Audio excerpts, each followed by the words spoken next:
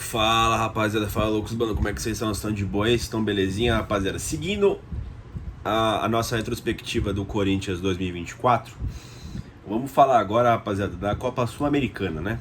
Aqui um torneio um pouco maior de quantidade de tempo, né? Então muita coisa da temporada pode ser explicada via Copa Sul-Americana, assim como poderia ser explicada via Copa do Brasil, né? O Corinthians caiu num grupo que muita gente falou que era o grupo da morte no início do torneio, né? Caiu com o Racing Montevidéu, Nacional do Paraguai e o Argentino Júnior, né, rapaziada? Um grupo que... Você tem o Argentino Júnior que foi pedra no sapato do Corinthians na Libertadores de 23, mas com outros dois adversários que sempre foram muito fracos, né? O Racing de Montevidéu, né, que é o Racing do Uruguai, não é o Racing tradicional que foi campeão da Sul-Americana, inclusive, esse ano, né? O Racing da Argentina, e o Nacional do Paraguai, que não é o Nacional do Uruguai, né? O tricampeão da Libertadores, né? O Nacional... Aliás, em 2014, né? Eles chegaram na final da Libertadores contra o São Lourenço, né? Mas, enfim, o Nacional ruim, né? O Nacional do Paraguai, efetivamente, né, rapaziada? O Corinthians, quando ele é eliminado do Campeonato Paulista, ele fica quase um mês sem jogar, se eu não me engano, né? Demora para ter o próximo jogo do Corinthians, e o próximo jogo do Corinthians era a estreia da Copa Sul-Americana, né? Inclusive nas mãos de Antônio Oliveira, né, rapaziada? Eu vou falar para vocês que com o término do Campeonato Paulista, né, tinha chegado algumas peças, né, o próprio Rodrigo Garro, enfim, né? Eu esperava um pouco mais desse time naquele momento, até por ter um nível fraco, né, o Racing Montevidéu e tal, né?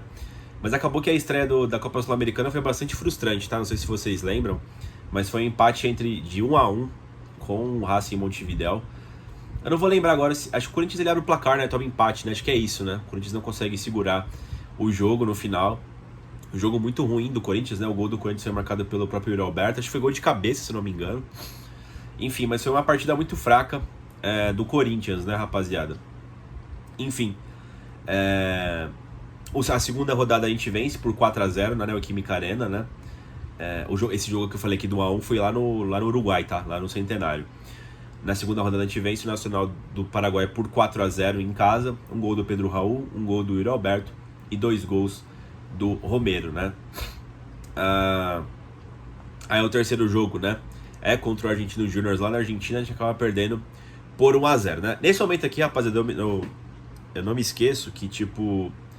Nossa, tava um inferno, né, a imprensa. Na imprensa foi um inferno durante a temporada toda, né? Mas com aquele papo de que a gente não conseguiria se classificar na Copa Sul-Americana, né, rapaziada? Que só passa um e tal, né? Mas a galera não... Parece que não lê o regulamento, né? O que é fazer tempestade de copo d'água, né? O primeiro classificado, ele vai direto para as oitavas da Copa Sul-Americana, né? Mas o segundo classificado, ele ainda joga, né? O playoff lá e tal, com os times que vêm da terceira colocação da Libertadores. E o Corinthians tinha, assim, condições de se classificar ainda, né? Esse jogo aqui do Argentino Júnior, né? É o que tem a falha do Cássio, que ele dá aquele depoimento... É o último jogo, efetivamente, do Cássio com a camisa do Corinthians, né? Contra o Argentino Júnior. O Raul Gustavo vai expulso porque ele agride o bandeirinha, enfim. Foi uma porra aquele jogo, né? O Corinthians não jogou nada. Eu lembro que quem jogou bem o jogo foi o Pedro Henrique. De resto, foi uma negação todo mundo. Foi um lixo o time, né, rapaziada? Enfim. E a gente perde por 1-0, né?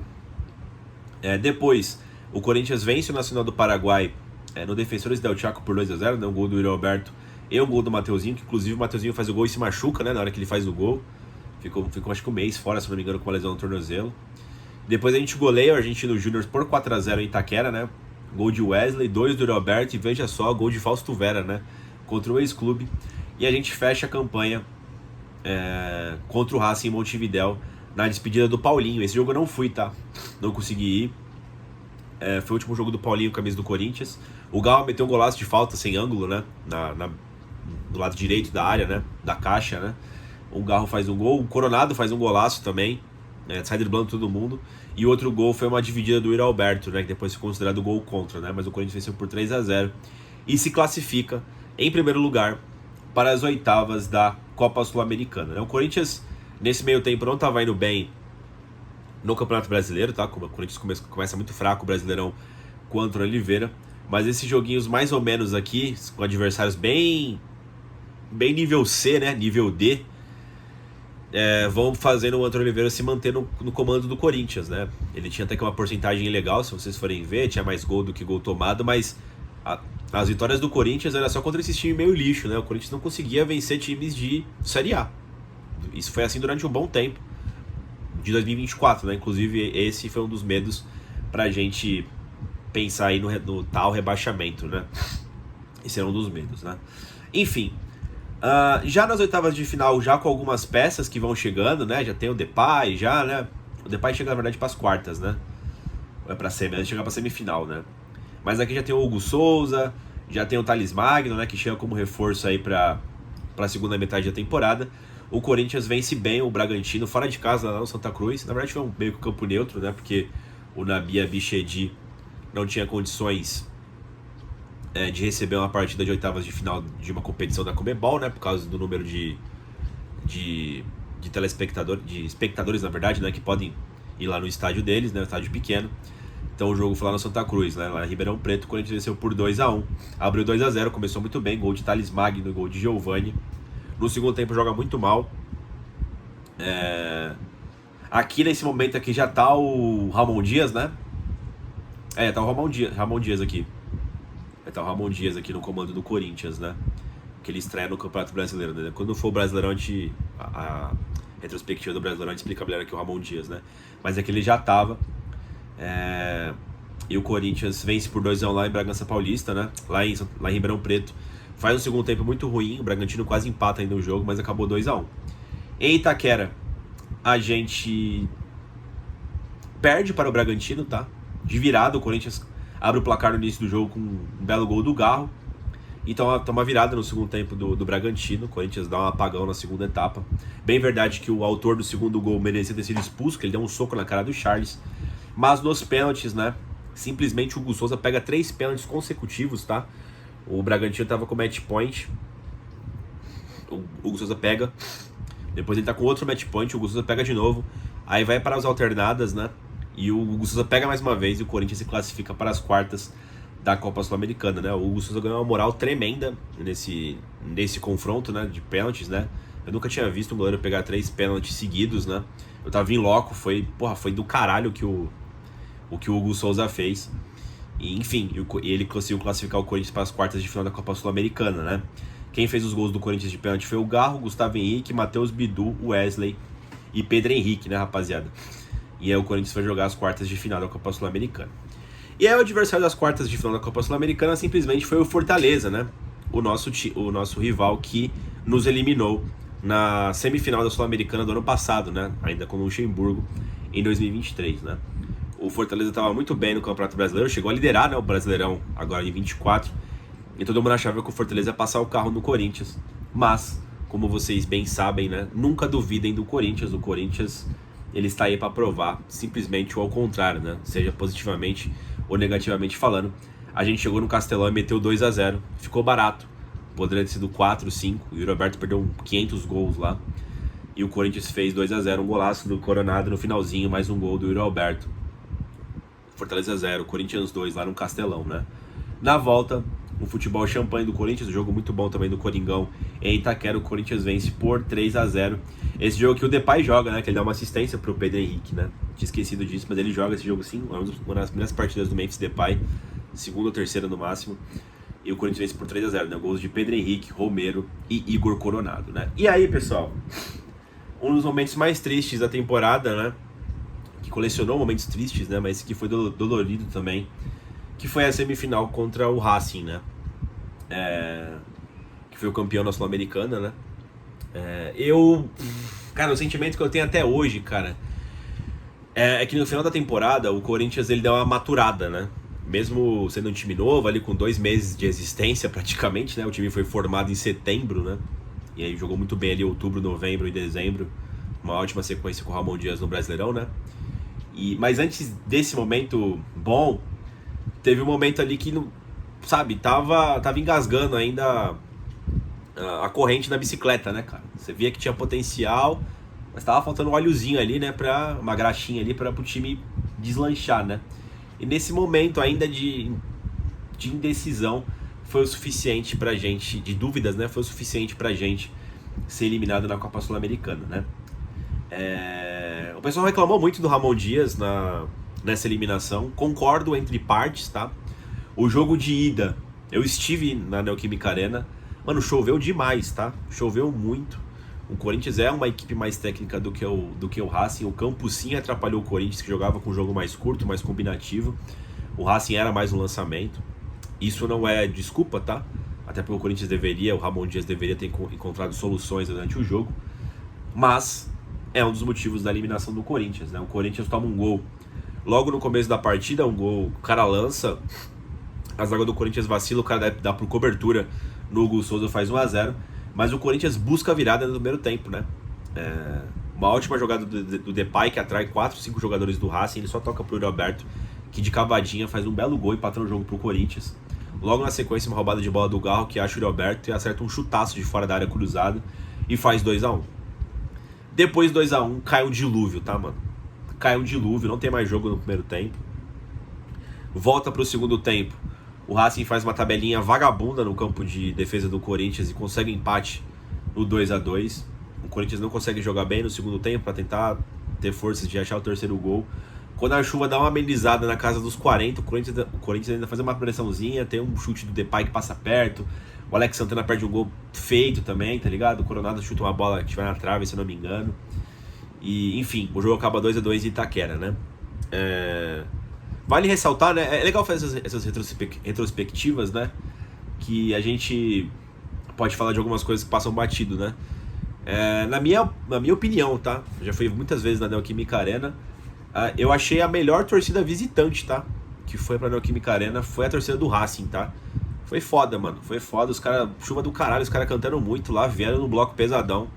Na minha humilde opinião, foi a melhor torcida visitante que já veio pra Neoquímica Arena, né? Eu, infelizmente, não tive a possibilidade de frequentar os clássicos aqui de São Paulo com 2 torcidas. Devia ser muito legal, né, mano?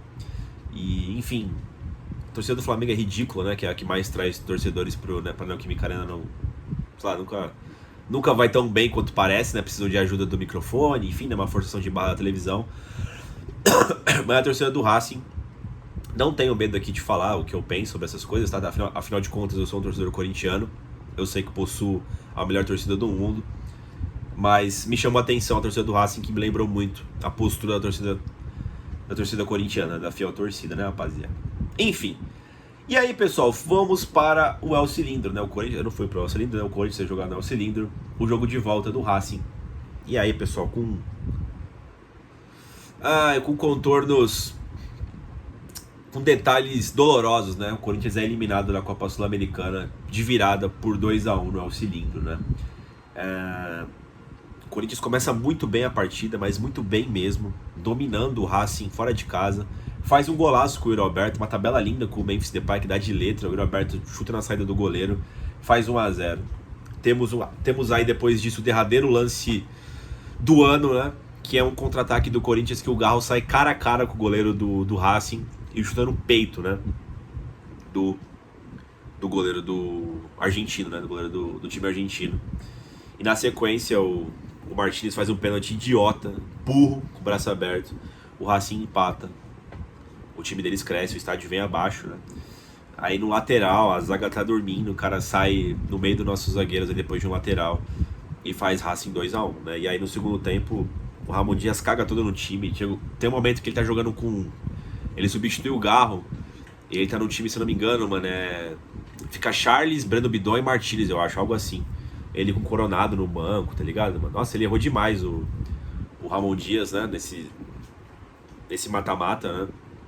Nesse segundo tempo, enfim. E quase foi demitido por conta disso, tá? O Ramon Dias ficou na Berlinda durante um período ali, tá?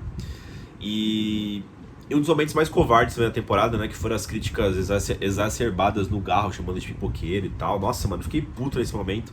O Garro é o nosso melhor jogador da temporada.